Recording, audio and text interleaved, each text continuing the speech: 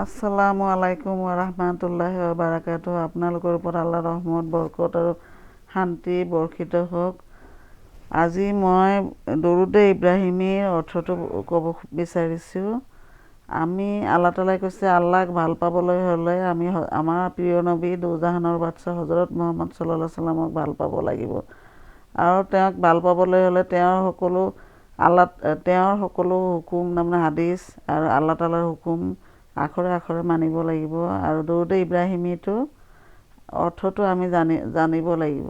অৰ্থটো জানিলে আমি বেছি সওৱাব অৰ্জন কৰিব পাৰিম। বেছি পঢ়িব লাগে। দৰুদ পঢ়িলে এই দুনিয়াতো ভয় নাই, আখিৰাততো ভয় নাই, আপোনাৰ পৌচৰাতো পাৰতো ভয় নাই, মিজানতো ভয় নাই, ক'তো ভয় নাই। তাৰমানে ইমান দৰুদ পঢ়ি থাকিব। দৰুদ পঢ়িলে ফেৰেস্তাই আপোনাৰ দৰুদটো নবীজিক ৰোজা শ্বৰীফত পহুচাই দিয়ে।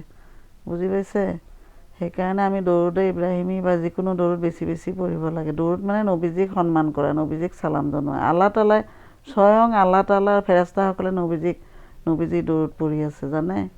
আমাৰ আখেৰী নবীৰ ইমান সন্মান তাৰমানে তেখেতৰ। সেইকাৰণে আমি বেছি দৰুদ পঢ়িব লাগে।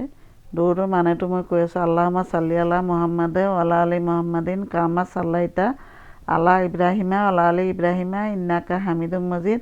আল্লাহুম্মা বাৰিক আলা মুহাম্মাদ ওয়া আলা আলি মুহাম্মাদিন কামা বাৰাকতা আলা ইব্ৰাহিমা ওয়া আলা আলি ইব্ৰাহিমা ইন্নাকা হামিদুম মাজিদ। হে আল্লাহ তালা,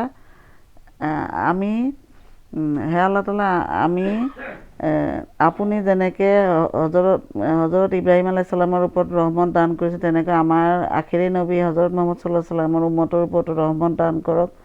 আৰু হে আল্লাহ তালা, তুমি বুলি ক'ব লাগে। হে আল্লাহ তালা, তুমি যেনেকৈ হজৰত ইব্ৰাহিম আলাইহিছ সালামৰ ওপৰত বৰকত দান কৰিছে, তেনেকৈ আমাৰ আখেৰী নবী হজৰত মুহাম্মদ সাল্লাল্লাহু আলাইহি সাল্লামৰ উম্মতৰ ওপৰতো বৰকত দান কৰা। এইটো তাৰমানে মিনিং। আমি মিনিং জানিলে গম পাওঁ যে কি কৈ আছোঁ আমি।